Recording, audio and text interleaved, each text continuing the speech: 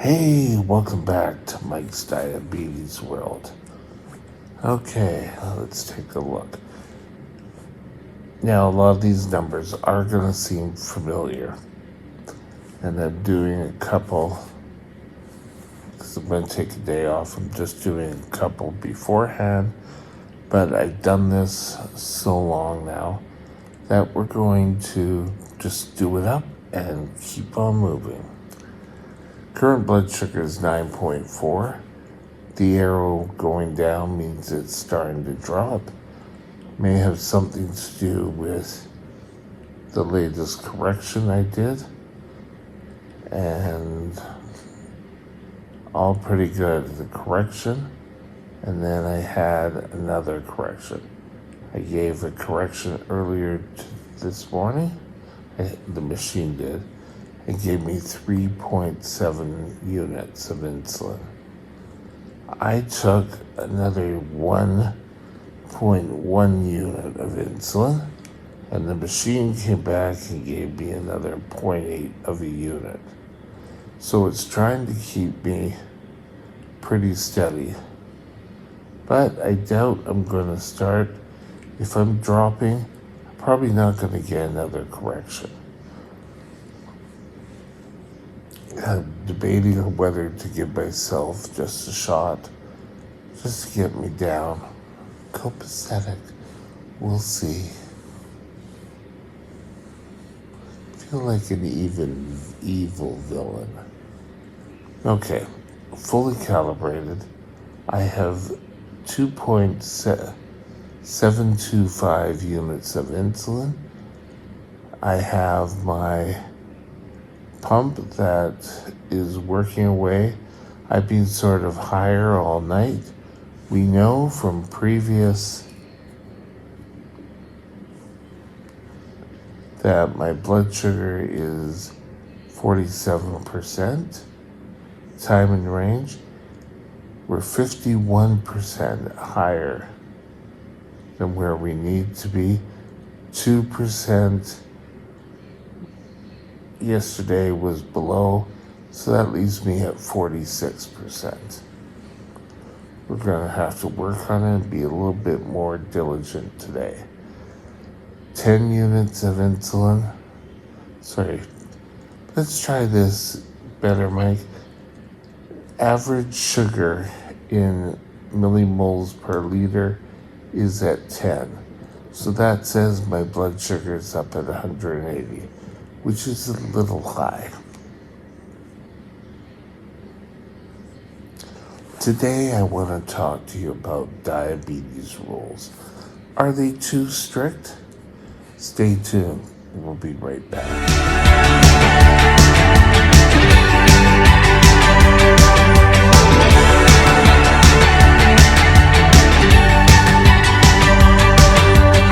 This channel is provided for informational purposes only. Contact your physician for any diagnostic or treatment plan. I'm going to take you back to October 7th, 1977, the day I was diagnosed with type 1 diabetes. That's over 47 years ago, or it will be coming up this October 7th. It's amazing. Never thought I would see the day. Okay. So are the rules strict? Are the diabetes rules too strict to live by? Back in October of 77, the rules were completely different. There was no, something on the screen. There was no, oh well, if you do this, you could take a little bit more insulin. It was, this is your insulin you need to take. This is your diet you need to eat. You have to do a certain amount of exercise. And and you can't waver. What the doctor says is law. You can't change anything without the doctor saying okay. And last, you have to do record keeping. It's kind of useless to go see the doctor unless you have your records in the order. You had to record when you had a low, what sort of treatments you did. And if you missed any part of it, you were the evil side of diabetes. You're not living up to your full diabetes potential. And it was kind of like, well, they gave you this little book where you were to record all this information. And it was almost like, well, you need to get a tricolor pen and you need to draw a blue line over to this number. And I'm being a little over about it, but it was crazy.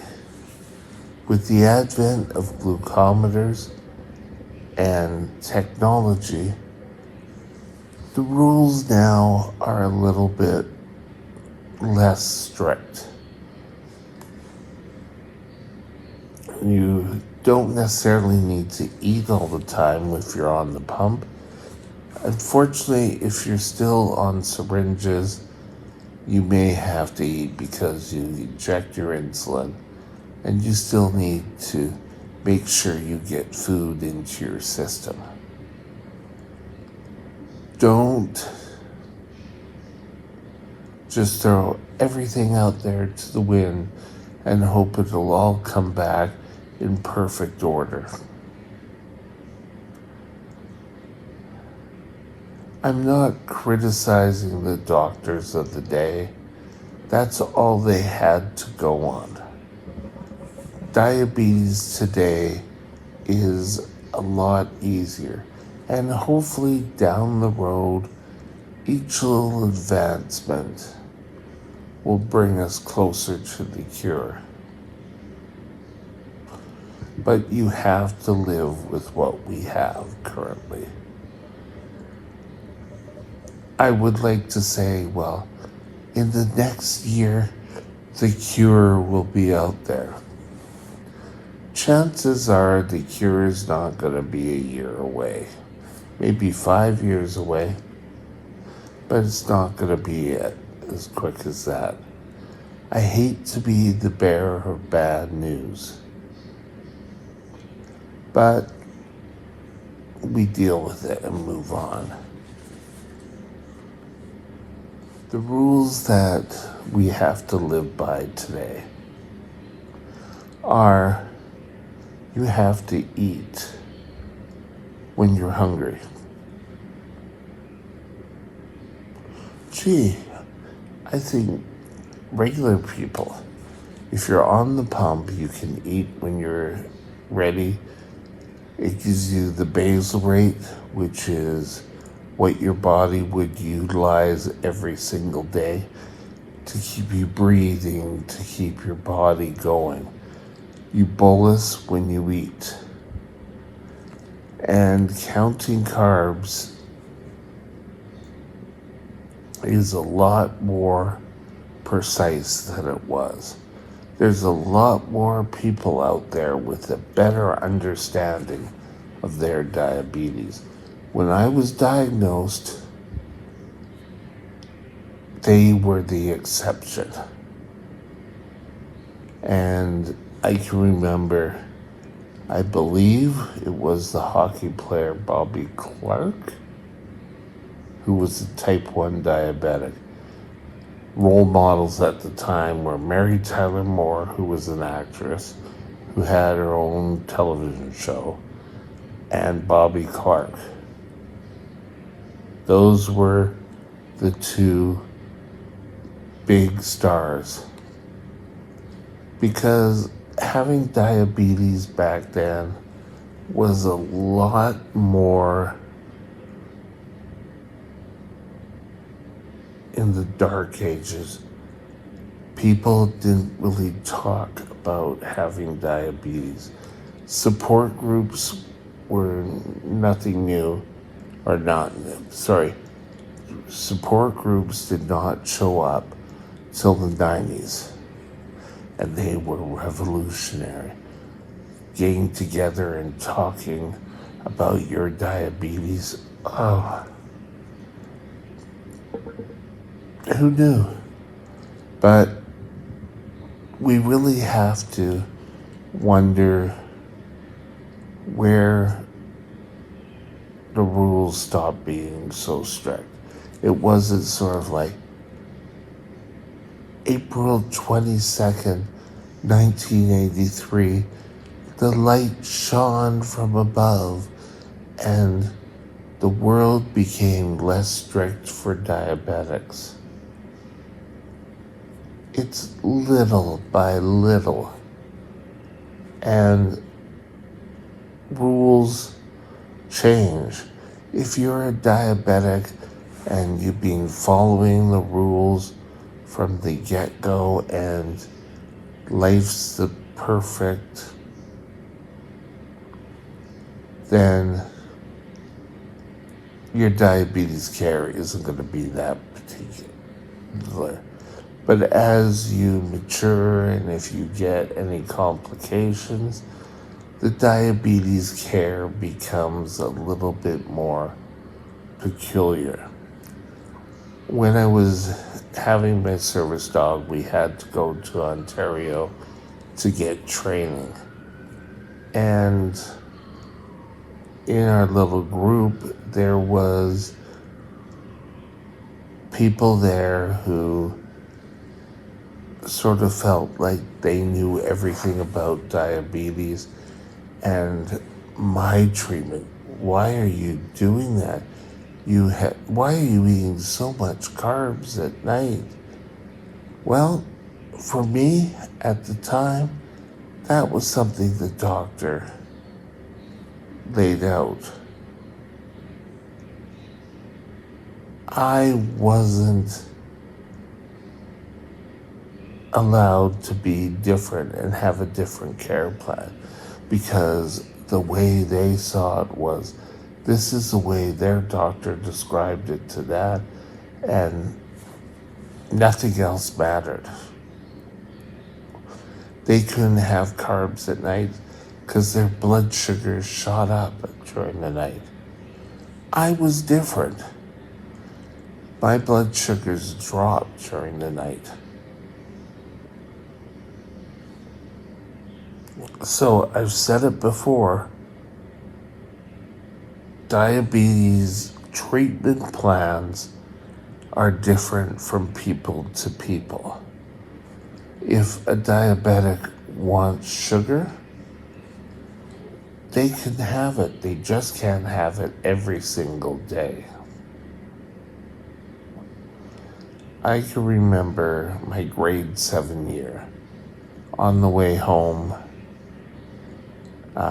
I'd walk my friend over to Blenheim. We'd go to Blenheim and 16th. I think it was a mini mart back then. It was a chain in Canada. Okay, it was convenience, grocery store type thing. We'd start and we'd go and get candy. I wasn't a diabetic then. Grade 8, we went our separate schools, but every day we'd take a quarter and we'd get a whole bunch of candy. We'd sit after school and ate the candy, went on our way. That probably would have changed because my doctor would have said, no, that's not part of the plan. You have to eat. You can go home and have your cheese and your crackers. I remember my afternoon snack was 4 arrowroot cookies, a piece of cheese, or peanut butter.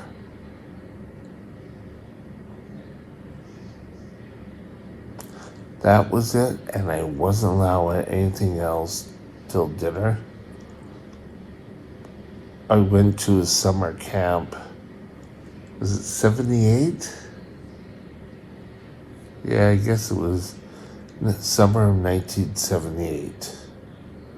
I went to summer camp, and where was I going with this? And life at this camp was boom, boom, boom, boom. And you had to do urine tests, and you had to go 20 to half an hour beforehand, and then you had to do your urine test. Hell, you know what? That really didn't work. Because once you got into high school, you had an hour for meal times, like for lunch, meal times, lunch, okay? You had an hour for lunch. So you had to run out, go to the bathroom. You had to wait, but you couldn't eat until you did your test. And you had to do one void, wait, do another void, do the test, and then you could go out and eat. Meanwhile, everyone else had ate and moved right along. So, and then you'd have to race back, and you had to go to get back to class on time. There was no special authority, video I just did, at the time, because diabetics just had to live in the real world. And why was that? Because that was just the way it was. You had to be the perfect little diabetic. And if you weren't, you were cheating.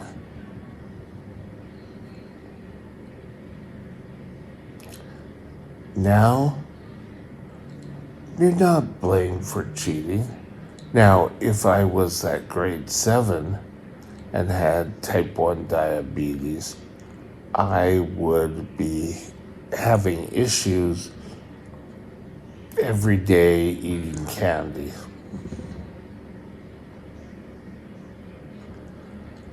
But I wasn't.